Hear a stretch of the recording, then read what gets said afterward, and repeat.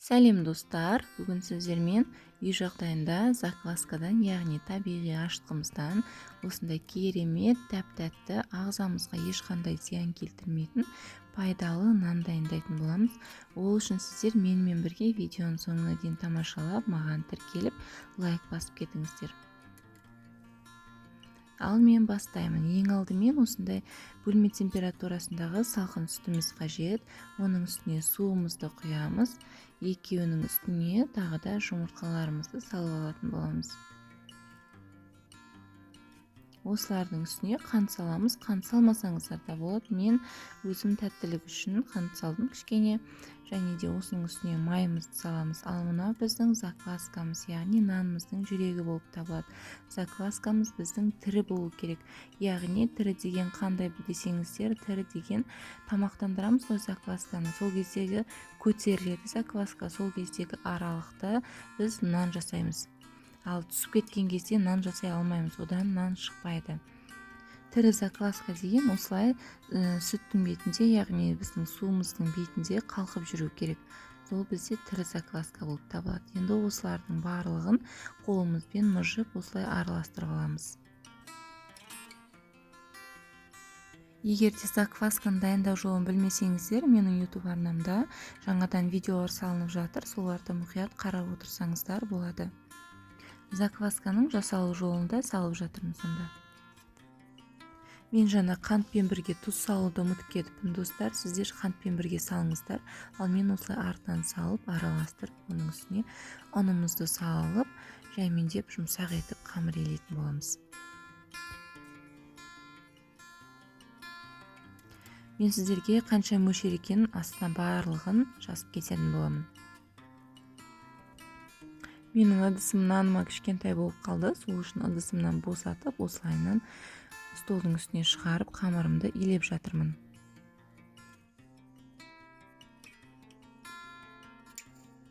Иленген қамырымызды жаңағы ыдысымыздың астына кішкене осылай майымызды жағып жіберіп, қамырымызды ішіне қоятын боламыз.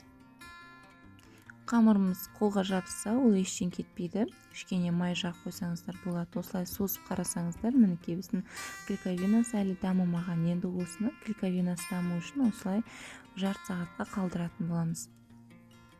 Мінекей жарты сағаттан кейін осылай бетін ашып, қазір көрсетемін сіздерге клейковинасы дамыған деген. Мінекей осылай созылғыш болып келеді қамырымыз, яғни июі қанған деген сияқты, иә. Қараңыздаршы, қандай болып созылып тұр, клейковинасы дамыған деген сөз осы. Енді осыны қайырып столымызға түсіріп аламыз тағыны. 3-4 минуттай жақсылап қолмен ұрғылайтын боламыз. Бұл процесс бізге өте қажет процесс. Егер де жақсылап ұрғыласақ, қамырымыздың арасына ауалар кіріп, ашу процесс тез жүретін болады.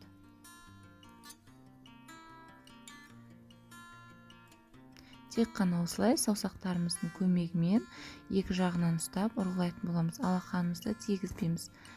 Закваска бізде ыстықты ұнатпайды. Біздің алақанымыз жылы келеді, иә.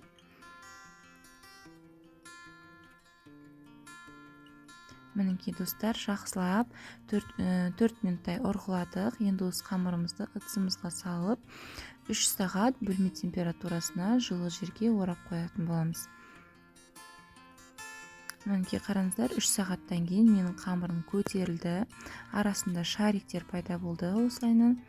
Бізде закваскамыздың көтерілгені ол дрожь сияқты ашып, сыртына шығып жатпайды. Енді осыларымызды бір 3-4 бөлікке бөліп алсаңыздар болады. Ал мен 3 лепешка шығардым осылардан. Шариктерін қараңыздар, іштерінде керемет болып жарылып жатыр. Мінекей ыдысымызға осылайынан салып, нанымыздың формасын келтіріп, тағы да бөлме температурасына 20 минутқа қоямыз. 20 минуттан кейін тағы да осылай қолымыздың көмегімен формасын келтіріп жерсеңіздер болады.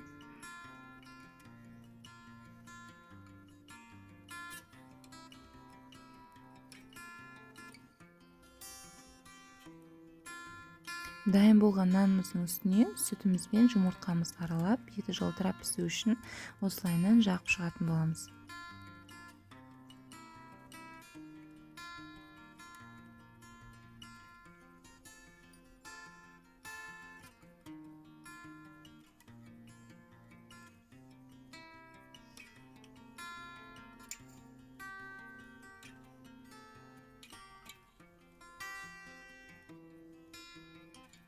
сәндік үшін осылайынан кунжут немесе мак осылай сеп қойсаңыздар болады.